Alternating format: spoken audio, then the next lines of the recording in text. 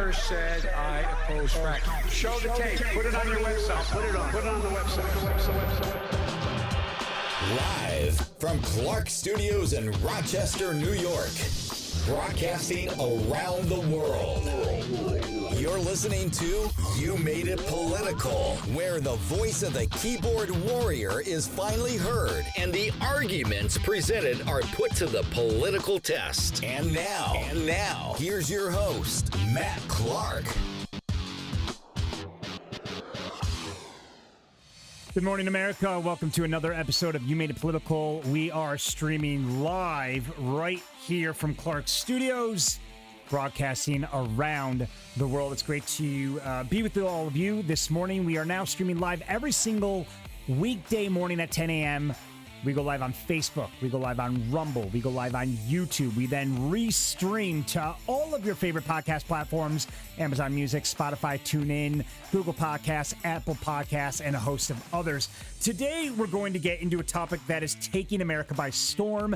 It has to do with abortion. Texas has lit a match under the Democrats' asses. They're furious about it. But I agree with Abbott in Texas and with religion and with archbishops around the country who are applauding the move and are slamming fake Catholic Democrats like Biden and Pelosi, who claim to be Catholics. But we all know anybody who touts such anti-pro-life rhetoric are not Catholics. These are fake Democrats, and rightly so, according to archbishops around the country. They should be denied communion. They should be excommunicated, and that's exactly what these archbishops are doing and want to do despite the Vatican's disapproval. Well, listen, religion has been around a lot longer than Nancy Pelosi and Joe Biden,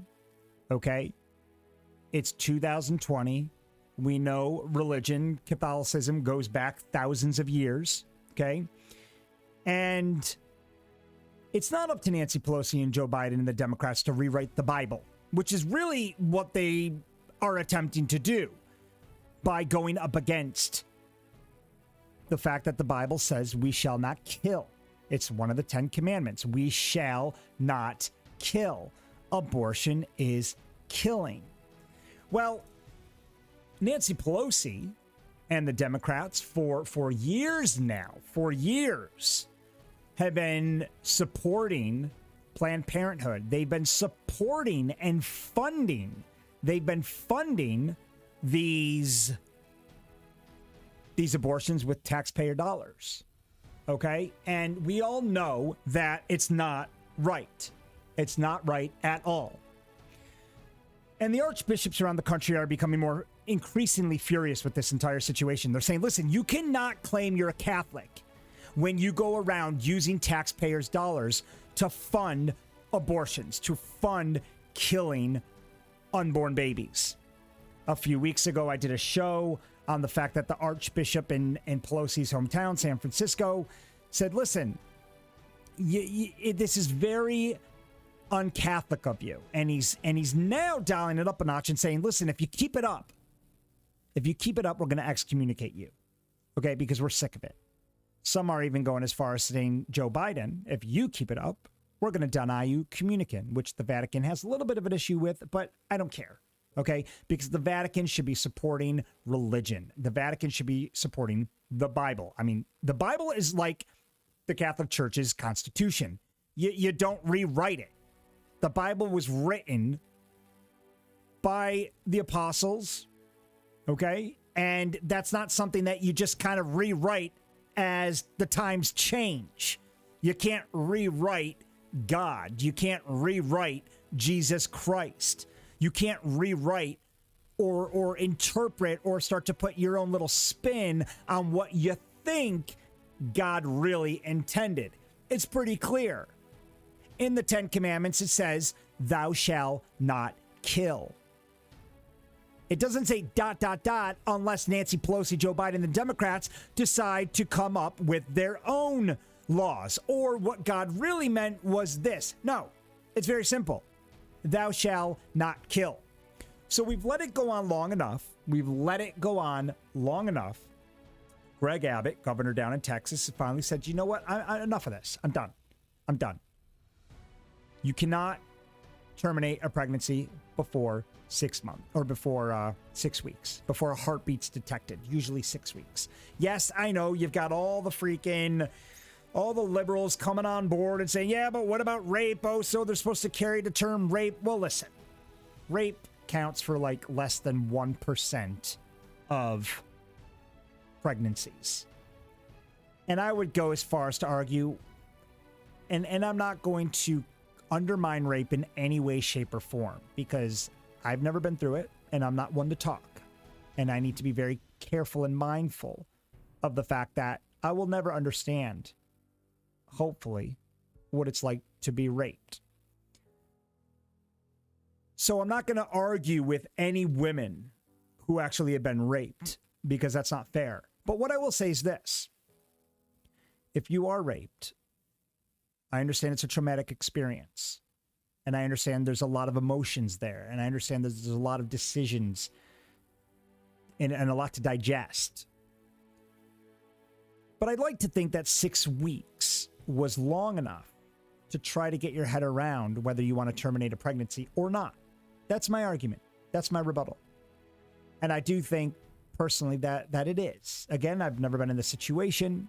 And if I'd welcome anybody onto the show who wants to talk about the situation and why a rape victim may feel the need longer than 6 weeks. But for the most part, the majority of cases, 99% of them, do not involve rape. So Greg Abbott has said, listen, we really need to kind of come up with a cutoff time here. 6 weeks we feel is long enough. Okay, once you detect a heartbeat, technically, that's life. That's life. Yes, you have the My Body, My Choice advocates coming online and saying, what happened to My Body, My Choice? Republicans, you've been screaming My Body, My Choice for the vaccine. So now what? Well, technically, at 6 weeks, once the heartbeat's detected, it's not really your body anymore. It's not really your choice. It's not your DNA. It's not your choice. So, myself included, I've really thought a lot about this situation. I really have. You know, myself, I've been very pro-choice with abortion. My whole life, I've been pro-choice with abortion. But this whole 6 week detecting the heartbeat thing has got me really thinking. It's really got me thinking about the situation. And it's really kind of made me reflect on my own decisions or my own thought process as to when should an unborn baby be given the opportunity to live? When should we no longer be allowed to make that decision for an unborn child?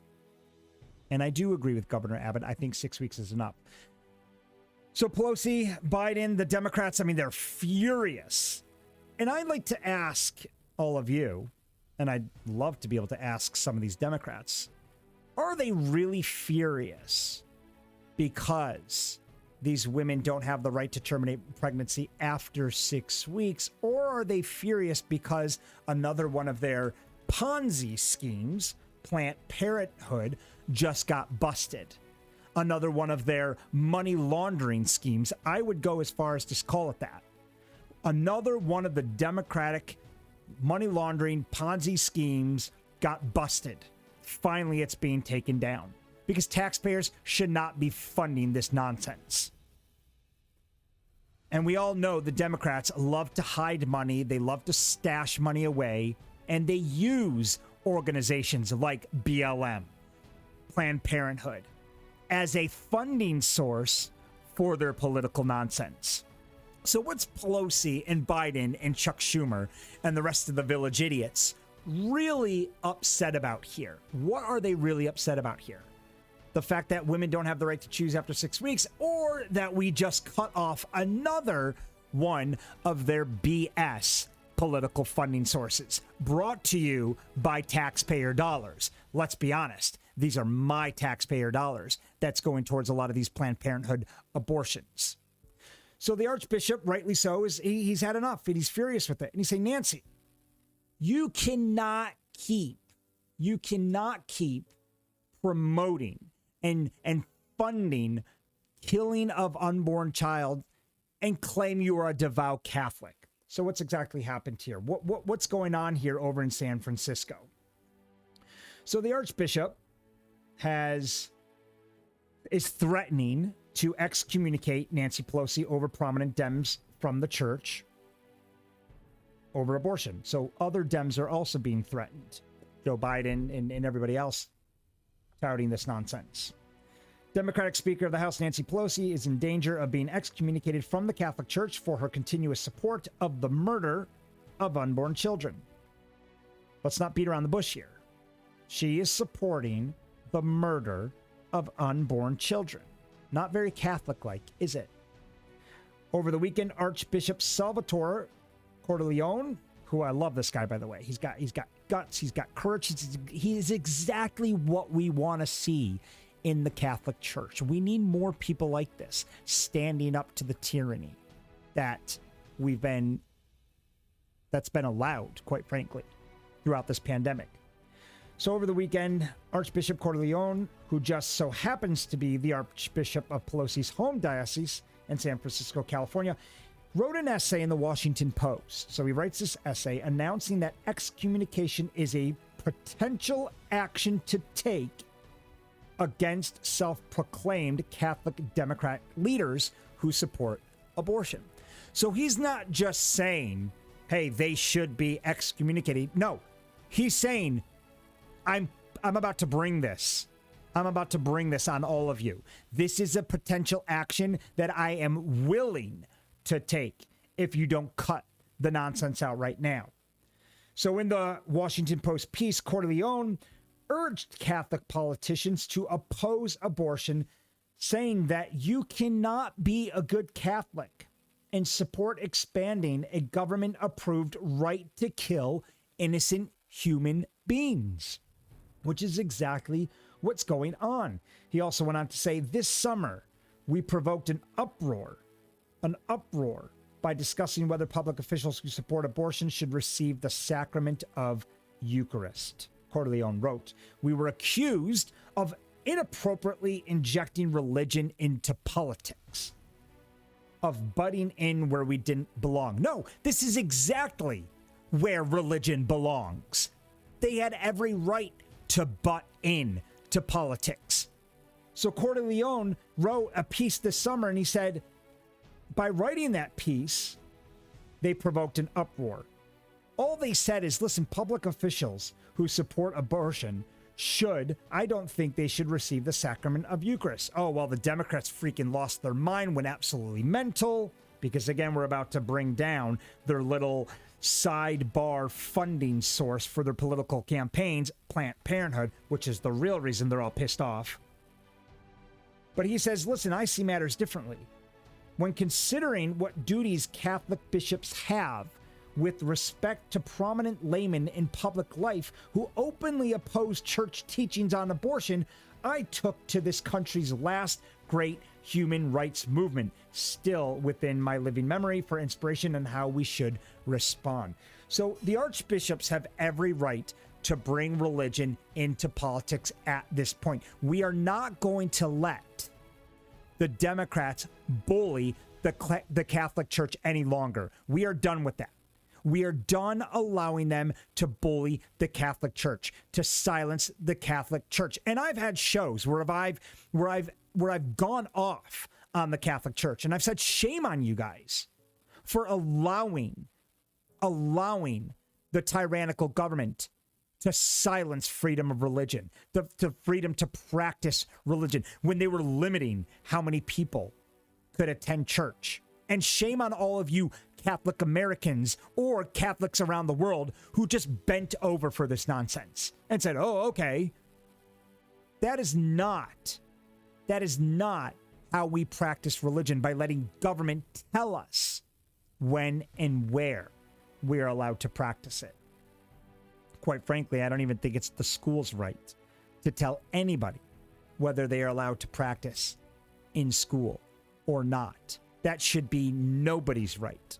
We have the freedom of speech, we have the freedom to assemble, and we have freedom to practice religion anywhere in the United States of America. So it is absolutely within the boundaries of the archbishops to inject religion into politics, because somebody's got to shut these Democrats up. Somebody's got to say, you are way overstepping your boundaries right now, and you cannot claim to be a devout Catholic if you continue to support taxpayer-funded abortions. The Archbishop then encouraged other church leaders to use the threat of excommunication, bravo, to force politicians to make good decisions. All we're asking, at the very least, is that they make good Catholic decisions. After all, if you're going to be a Catholic, you need to make good Catholic decisions. He compared the abortion to racism during the civil rights movement. So I think it's great. I think it's great that Archbishop Salvatore Cordileone is going up against Nancy Pelosi. Pelosi's archbishop threatens to excommunicate her, as well as other prominent Dems, for their supporting of Planned Parenthood, for supporting taxpayer-funded abortions. Let's see what the American people have to say about this. We got great comments coming in. This is directly from trendingpolitics.com. Great conservative platform, by the way. If you haven't checked them out, you got to check them out. Karen said, after everything she's done negative, I wonder if that phases her. It's so sad and so wrong. Some people have turned their back to God. That's exactly what the Democrats are doing right now. They are turning their back to God by supporting Planned Parenthood, by trying to go up against Governor Abbott. That's exactly what they're doing. It's very sad. I don't think it does phase Nancy Pelosi. I really don't. I mean, she's such an evil old witch. I mean, she is like the wicked witch of the House of Representatives, that I don't think it even phases her. I don't think she cares. And that's if she's even sober to even digest the fact that the Archbishop and the Catholic Church is furious with her right now. Jim says, don't just say it, referring to the Archbishop. Don't just say it, have some balls and do it. This has to start somewhere. Why not with the church, for the rage and hatred she carries in her?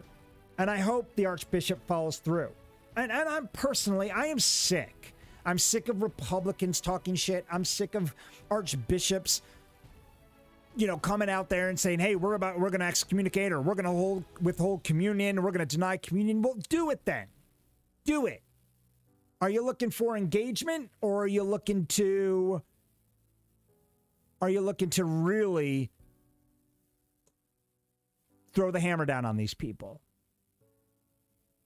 And that goes for all of our political and religious leaders. Don't just say it, do it. I agree 100%, Jim. These people need to follow through now. Cindy says, God bless that bishop. He absolutely has the right to speak up. He is to if he is to guide the flock. So many people sit in church and never hear that you cannot participate in abortion, and voting to keep pro-abortion politicians is participating. That's true. Democrats, you're supporting this. You are not Catholic if you are supporting Democrats that support abortion. If you vote for these Democrats, you are voting for abortion. You are voting to allow unborn babies to be murdered. So Governor Abbott, he said, I've had enough. Once we detect that heartbeat, that's it. You got to carry through term. So we'll see if the Democrats actually get their way. They are fighting this thing hard. Fight all you want, Democrats. It's a very, very un-Catholic thing to do. And I hope you do get excommunicated. At the very least, I hope your reputations get tarnished and destroyed, because you aren't Catholics. Don't claim to be devout Catholics when you are constantly supporting the funding of abortions. So who else has now jumped on the bandwagon? It's great to see. It's really, really good to see. Kristi Noem. Kristi Noem is now issuing her own executive order. Kristi Noem bans telemedicine abortions, which is great to know. So Kristi Noem, great patriot, great conservative. Kristi Noem is now joining the anti-abortion bandwagon. She's stepping up. And I'll tell you, a lot of Republican states now are starting to go down this route, are really starting to say, hey, I think Abbott's onto something, and I think we got to support him here. The reckless and irresponsible act of killing unborn babies has got to come to an end. It's inhumane. It's unjust. These babies don't have a choice. So Kristi Noem is now issuing executive order banning telemedicine abortions. What does that mean exactly? What does she mean by banning telemedicine abortion? So South Dakota Governor Kristi Noem issued an executive order Tuesday, just yesterday, presenting telemedicine abortions in the state, instead requiring that the medication be picked up in person from a physician. So you can't just kind of have a phone call and then order this stuff online anymore. Through her executive order, Noem is requiring that abortion-inducing medications such as mifepristone can only be provided to a woman by a physician licensed in South Dakota after an in-person examination. The order also states that data on the number of chemical abortions performed, any complications, and information on whether the woman was coerced or sex trafficked and forced to take the pills will also be gathered. So Noem's actually taking it one step further here. She's not only saying, listen, you can't have these telecalls anymore. Okay, you got to go see a physician. You can't just do an online Zoom call and then the doctor's going to start sending you the medicine to abort your pregnancy. You need to actually go see the physician and then discuss it with the physician and then personally go and pick this medicine up. But she's also wants to know and make sure that women aren't being coerced or sex trafficked and forced to take the pills. So she's also trying to gather information on this. Noem also outlined that manufacturers, suppliers, and doctors will not be allowed to supply abortion medications through telemedicine or mail service. Such medication is also barred from being given to women on any school or state grounds, including colleges and universities. Noem also directed that South Dakota Department of Health to develop an abortion clinic license specific to the pharmaceutical nature of medical abortion, in keeping with South Dakota's existing surgical abortion clinic licensing requirements. So Noem is jumping on the anti-abortion bandwagon. I think it's great. I think that we all need to kind of really seriously consider the fact that these unborn babies, as soon as a heartbeat is detected, has their own body, which means they should be the one to make the choice. Like I said in the beginning of the show, Charlie Kirk said it best. Charlie Kirk said, let me help all of you who hear the my body, my choice argument. I'm going to help you right here, he says. It's not your DNA. It's not your choice. And that stuck with me. It's a great video. Charlie Kirk at an event, at a public speaking event, where he came out with that. He actually didn't come up with that. He saw it at a protest rally. Not your DNA, not your choice. And I'm starting to really get on board with this. I'm really starting to rethink my own views on abortion, and somebody who used to be pro-choice my whole life. What Governor Abbott and what Noem have done has really made me rethink whether pro-choice after heartbeat detected is humane in any way, which I'm starting to think it's not. It's not, because we're killing these unborn babies that don't have a choice. It's actually their body. So I applaud Noem. I think it's great what she's doing. I think it's great that other Republican governors are starting to jump on board with this. And I think the Democrats are just going to have to get their head around the fact that their little Ponzi scheme, Planned Parenthood, their little money laundering financial source to fund their own political party may be coming to an end, which is the real reason I think these guys are shitting themselves. The real reason that Pelosi and the Democrats are fighting Abbott hard on this. It's not for women's rights. Let's be honest. The Democrats don't care. They don't care as much as they don't care about BLM, who they dropped the second BLM got into, or the second that Joe Biden got into office. I mean, have you heard them mention BLM once since Joe Biden took office? Have we heard Kamala Harris even mention BLM once? No. They don't care because they got their vote, they got their money, they won the election. That's the Democrats use and abuse Americans for political and financial gain every single election year. You won't hear. I mean, coronavirus came and went during the election. Let's be honest. Yeah, cases are spiking all over the country, but we all know it's only so Big Pharma can get their money on the vaccine. That's the only reason we're still peddling this nonsense.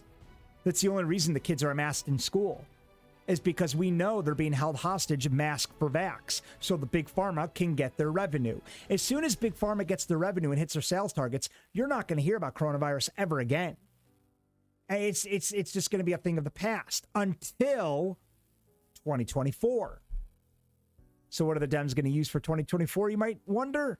Climate change. Why do you think Biden's pushing it so hard right now? Because they're gearing up to make it the next big crisis, the next big scare in America. So the Democrats can come in and act like they're really trying to make a difference, so they can scare the crap out of all of our children and lead them to believe that if we don't start making changes today, we're all going to die in 10 years.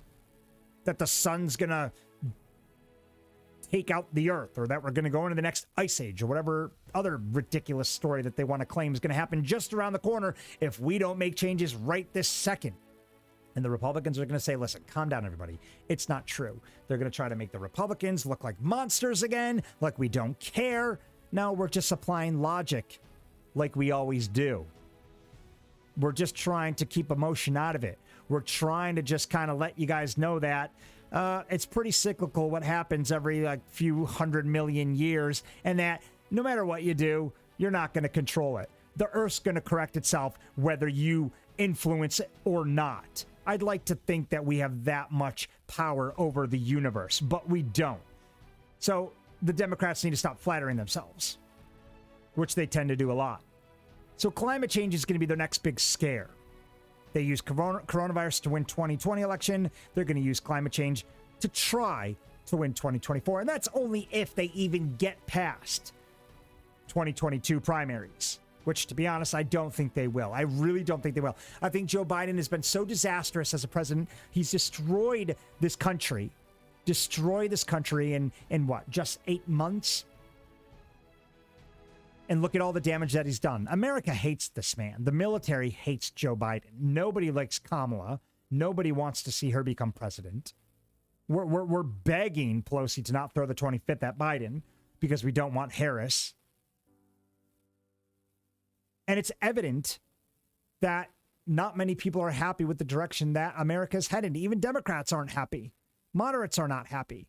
We've overspent. We're driving up inflation. We're just killing this economy. It's in a matter of time before it collapses, and most of you are out of a job, sadly. If you don't think it's coming, it's coming. It's coming. It's around the corner now.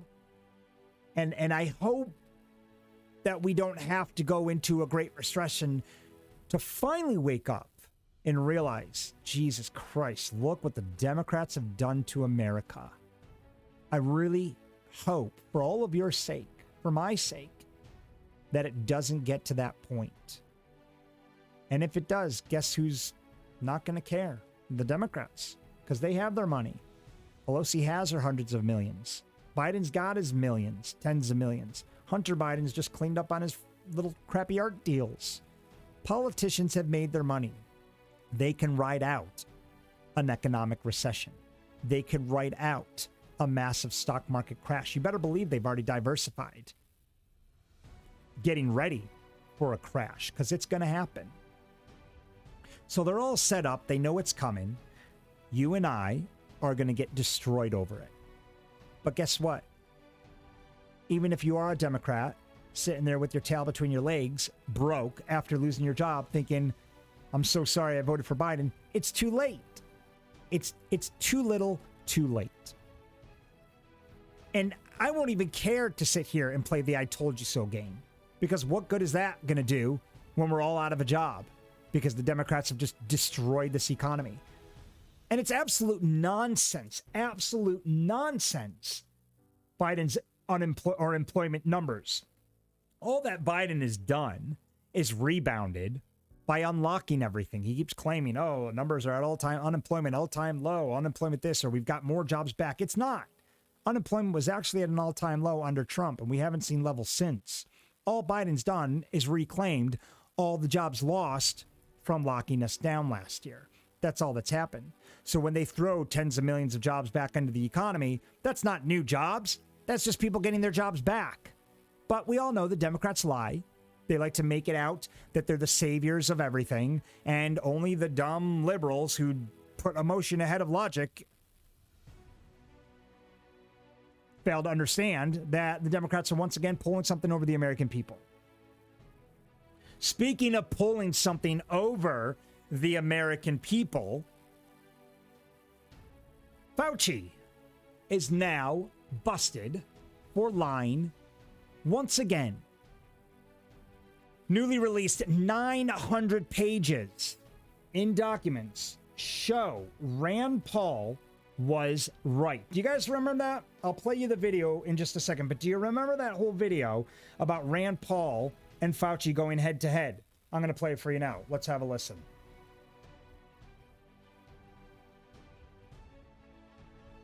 Knowing that it is a crime to lie to Congress, do you wish to retract your statement of May 11th where you claimed that the NIH never funded gain-of-function research in Wuhan?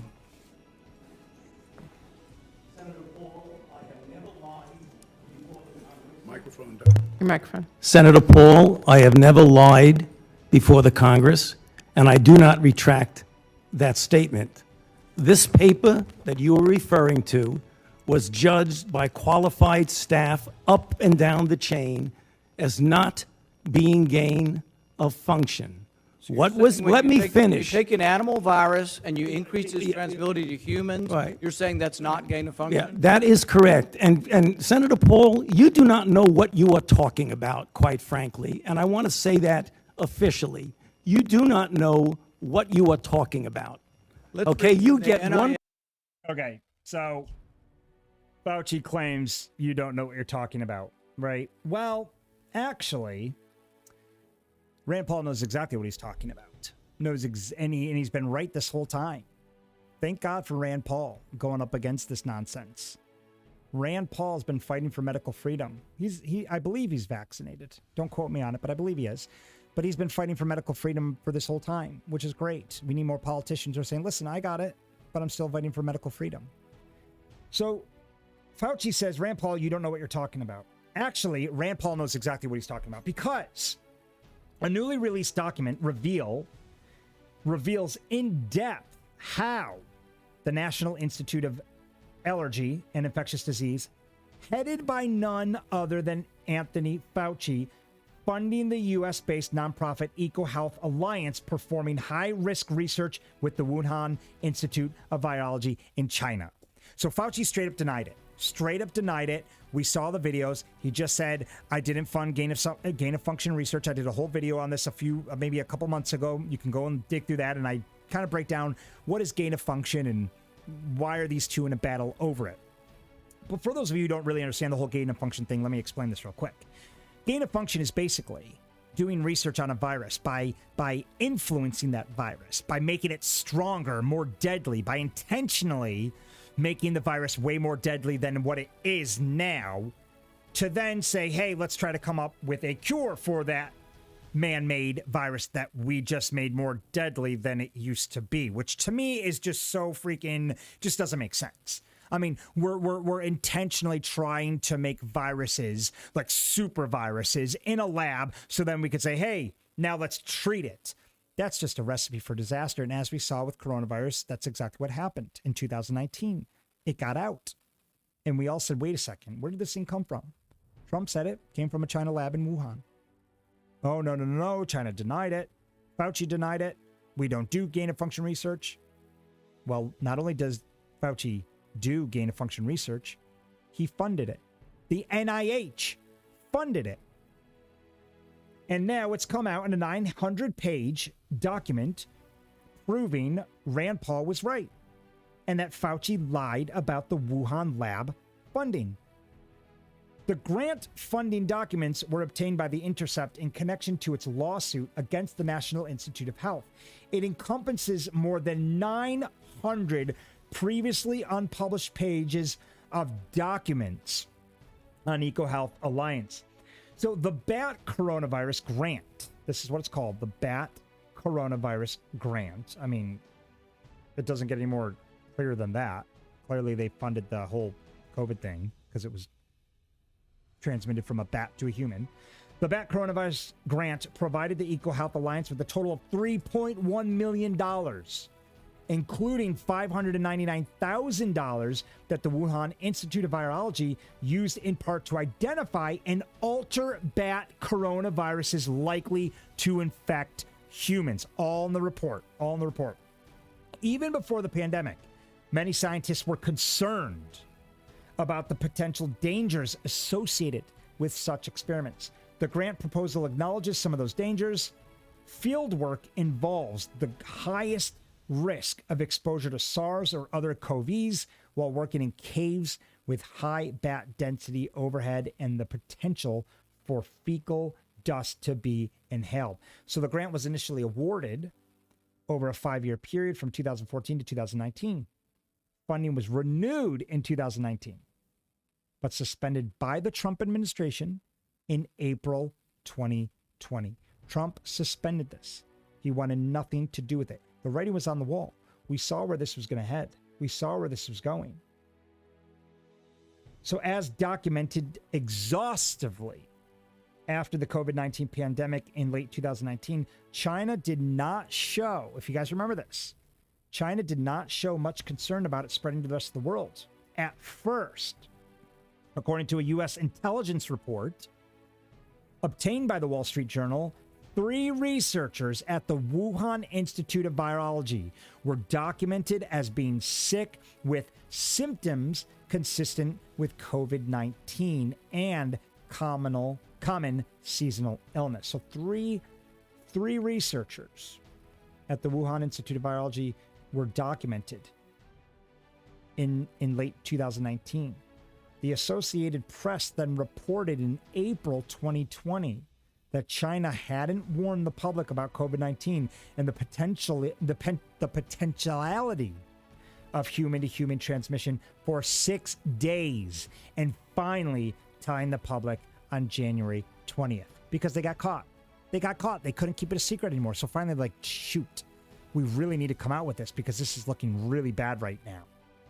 Furthermore, China pushed to end travel from Wuhan and Hubei province from January 2020, but pushed to keep open foreign travel through the end of March. And it should also be noted, that Dr. Anthony Fauci publicly opposed Donald Trump's travel ban on China early on and even praised the communist country's transparency. Remember, that was one of Anthony Fauci's first big mistakes. Trump wanted to shut down the borders. Remember, Fauci and the Democrats were like, oh, that is so unconstitutional. And Fauci wanted to keep the borders opened and applauded China's transparency.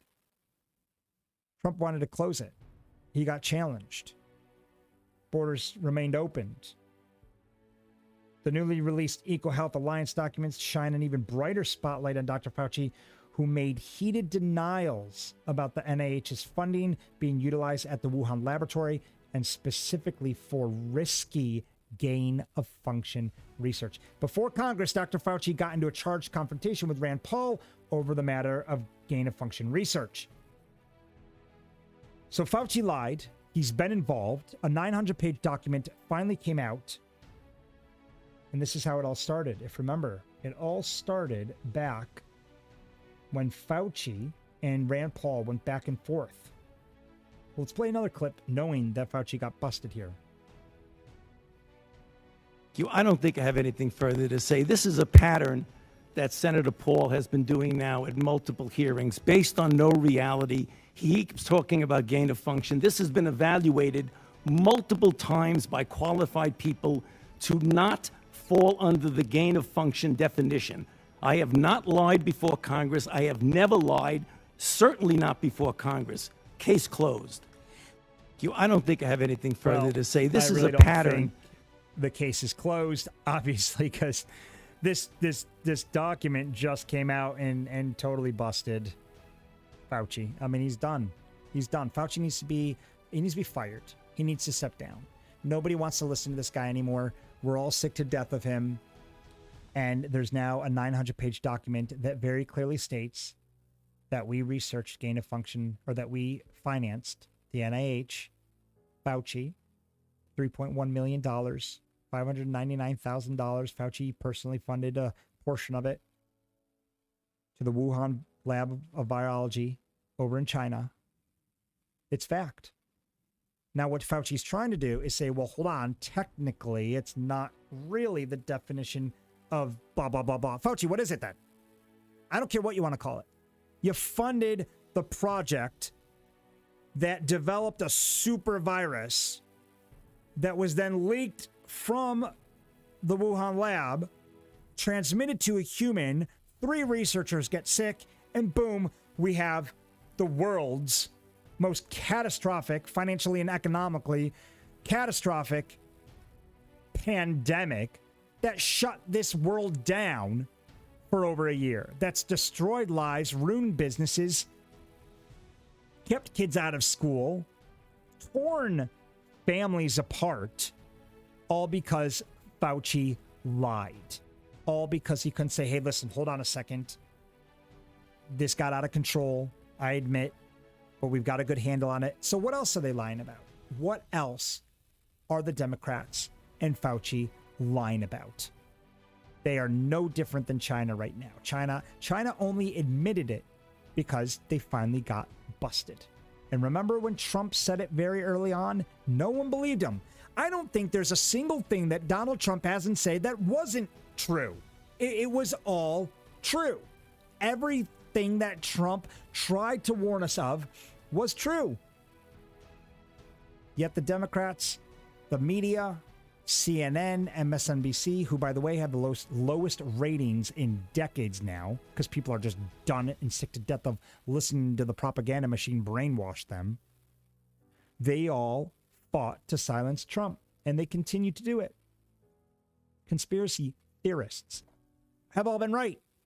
They've all been right. I don't know a single conspiracy theory that didn't actually not turn out to be true.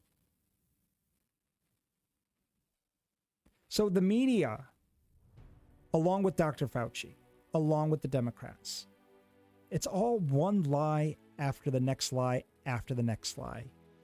Climate change, COVID, just exaggerated and abusive lies to try to pull one over the American people. I'll be right back after this commercial. You Made It Political would not have been possible without this book right here, Expert Secrets by my man, Russell Brunson. Russell Brunson wrote this book to help people like you and I become leaders in our space, to gain an audience and a public following that respects, loves, and watches our shows on a daily basis.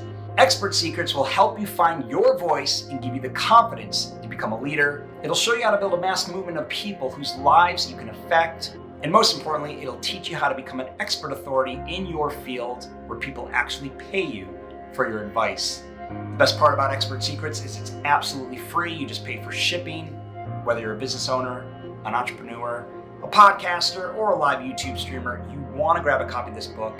It'll teach you everything from building your audience to driving traffic to making this a full-time job so you can get paid for your passion.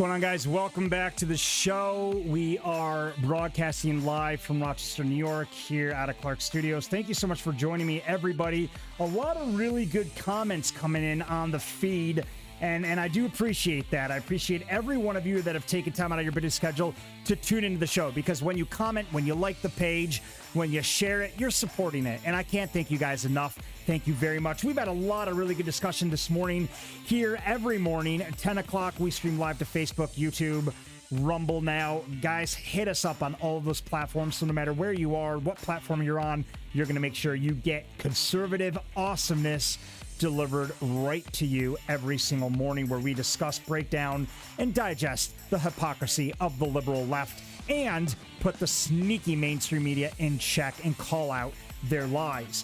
So a few good comments here. Courtney, I want to know what Fauci's definition of gain of function is then. If this isn't it, then what is? You're exactly right. And I just called Fauci out on that. And I said the same exact thing just before the commercial break. I said, Fauci, what's your definition of gain of function? You're totally busted. Totally busted. And you can't get out of this one. Before the break, we spoke about the fact that Fauci is now busted. 900 pages, documented proof that Fauci and the NIH funded gain of research over in China. So we ended the segment a minute ago talking about the fact that Democrats continue to lie. They lie and lie and lie. And another lie by the Biden administration, according to Trending Politics. Great article. Black unemployment skyrocketing under Biden after reaching historic lows under Trump. You know, President Trump, record-breaking economy, unemployment at all-time lows. Some would even say we were at full employment under Trump. I mean, they would. Economists have gone as far as to say that. President Trump took care of the minorities. Despite what anybody thinks, despite what the Democrats say, President Trump loved the black community. He loved minorities. He loved the American people, which is why he had a very, very strict America first mentality. Well, Joe Biden has now come in. He's destroyed the economy. He's locked us down. He's muzzled our kids. Unemployment amongst the black community has skyrocketed. Ironically, seeing that the black community is Joe Biden's most beloved community. And Black Lives Matter supported them, supported the campaign, funded the campaign, along with the teachers' unions, to help get Joe Biden elected. So once again, we've seen that Joe Biden doesn't really care about the black community, because if he did, he'd make sure that they had jobs, that they were employed. But as we can see here, that's not the case. And I don't think it's going to be the case. I mean, I always knew Joe Biden was full of shit when it came to the black community. Once a racist, always a racist. His racial comments about concrete jungles, and he didn't want his kids growing up in a concrete jungle decades ago when we all heard it. Why does the black community continue to give Joe Biden the benefit of the doubt? Once a cheater, always a cheater. There's some things people change on. One thing they don't change is on racism, cheating. Drug addicts. Yes, they go into recovery, but there's always an itch to use again. Very similar situation. So no, I don't believe Joe Biden has changed. I believe he's the same filthy racist that he was even 5 years ago, 10 years ago. And I truly believe he doesn't care about the black community as much as they think he does. Because if he did, if Kamala Harris did, if any of the Democrats cared about the black community, they'd be out there right now rebuilding those communities. I mean, I keep hearing Joe Biden's stupid slogan, build back better, whatever the hell that means. What have you built, Joe? What have you actually built back? Because as far as I'm concerned, you just destroyed America. And all you continue to do is just make things worse. So build back better, Joe. What exactly are you building back better? Because it's certainly not the black community. It never has been. You got their money. What about all the cities that were burned to the ground during the BLM riots? Have you built back better those towns? I don't think so. Have you put a single penny back to those communities? Has Kamala Harris got her ass out there after bailing out all those criminals and said, hey, let's go rebuild these communities. Let's go help the black communities that you destroyed. Let's go build them back better. No, nothing. Crickets. We haven't seen Joe Biden, Kamala Harris, Bernie Sanders, Maxine Waters do anything except for talk crap leading up to the election. Well, they got your vote, and now they're gone. They're gone. So the black unemployment is now skyrocketing. And I know we keep hearing Joe saying, hey, unemployment, we're doing great. Look, 10 million more jobs. No, we haven't added jobs. All we've done is let people get back to work. You can't count that as new jobs. That's not how it works. If I go to the casino, okay, if I go to the casino and I'm up let's say I'm down $5,000 and then I win $1,000. I'm not up $1,000. I'm still down $4,000. This is kind of what Joe Biden's doing right now. If GDP went down 30% and then shoots back up 33% once lockdowns are lifted, we didn't go up 33%. We went up 3%. So the Democrats, if you haven't noticed, are really good at fudging the numbers. They're very good at misleading and borderline just straight up lying to the American people because they do it. And for some reason, the far left progressives and a lot of the Democrats are kind of not smart enough to understand that these are lies that they're peddling. Well, Joe Biden continues to peddle more lies about the economy and unemployment. So for those of you who think we're doing great and that unemployment is doing, at all-time lows again and that we've added more jobs to the market, we haven't. Not even close. Not even close. And it's so bad that the black community now is unemployment is skyrocketing. Again, under Biden, after reaching historic lows under Trump. So let's break this down a little bit and see exactly what's going on here. How bad is it? Well, first we need to remember that for most of former President Donald Trump's term, unemployment for all demographics fell to a point where pre-pandemic, the rate was so low that many economists estimated that the U.S. was at full employment. But what Trump managed to accomplish that none of his most recent predecessors managed was to lower the employment rates for black and Hispanic Americans to historic levels, which he touted often in speeches and on the 2020 campaign trail, rightly so.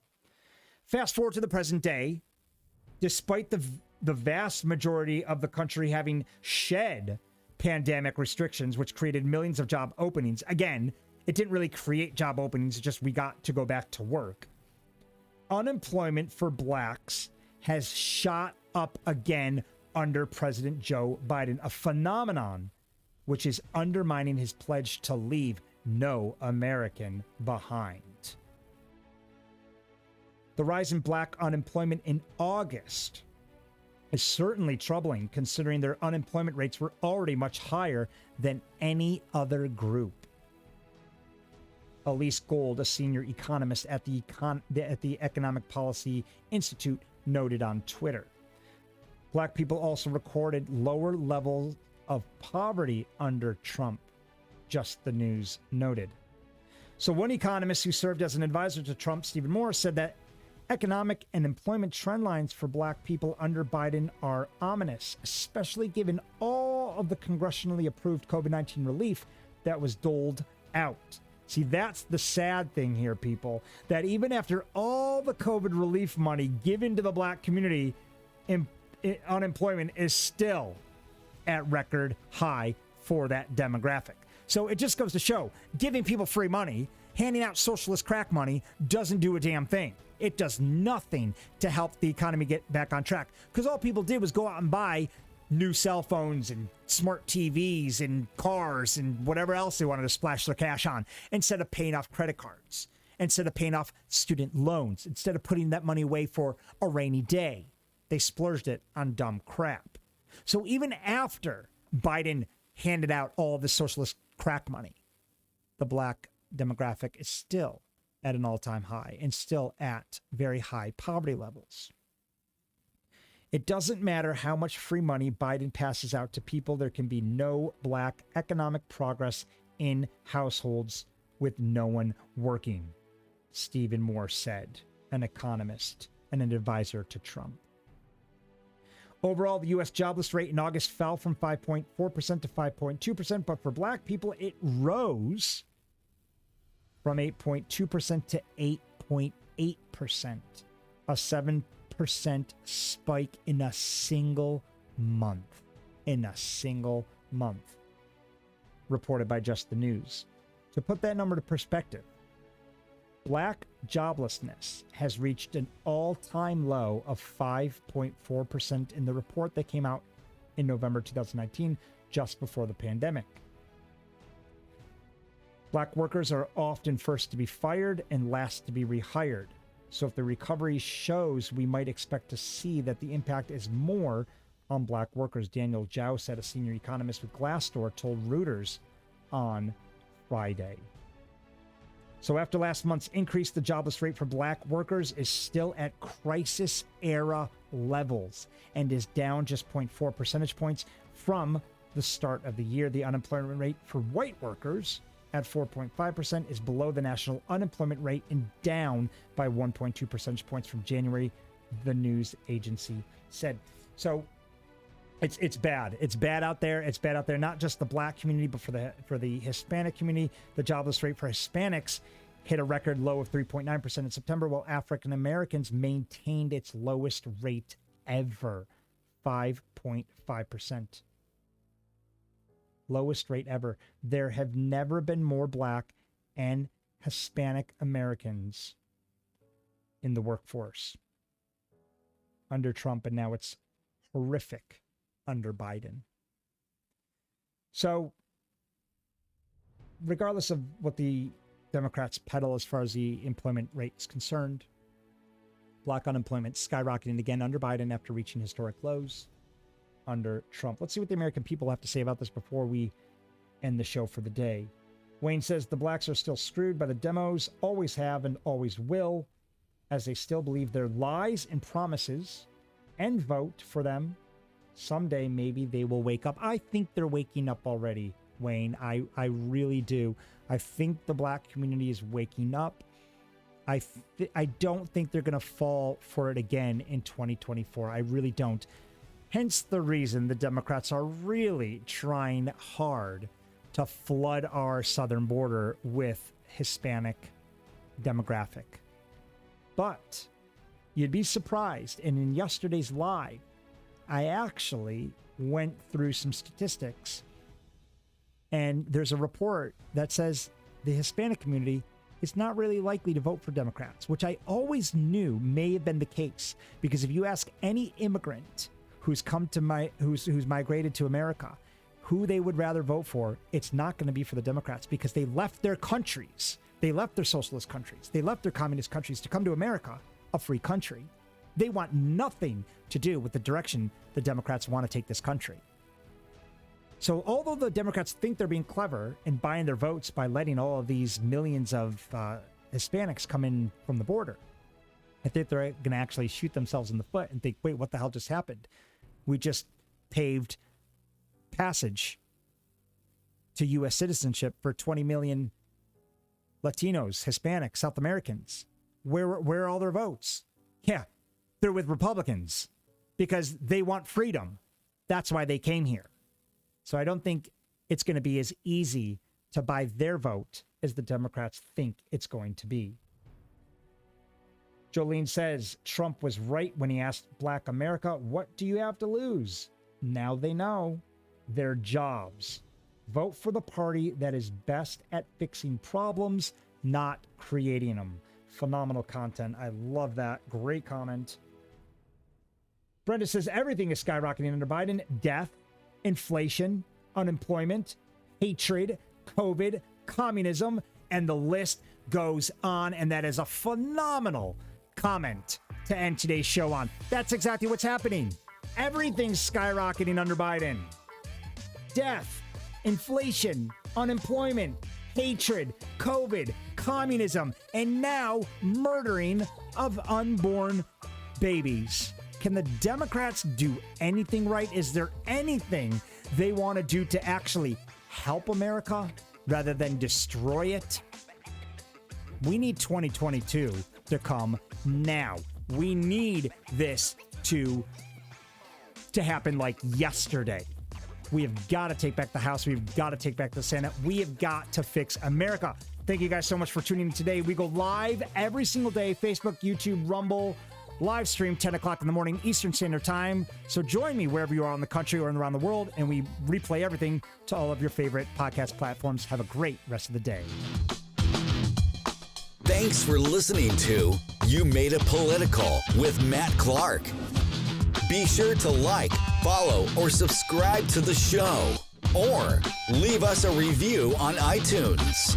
And if you like our show or want to know more, check out YouMadeItPolitical.com.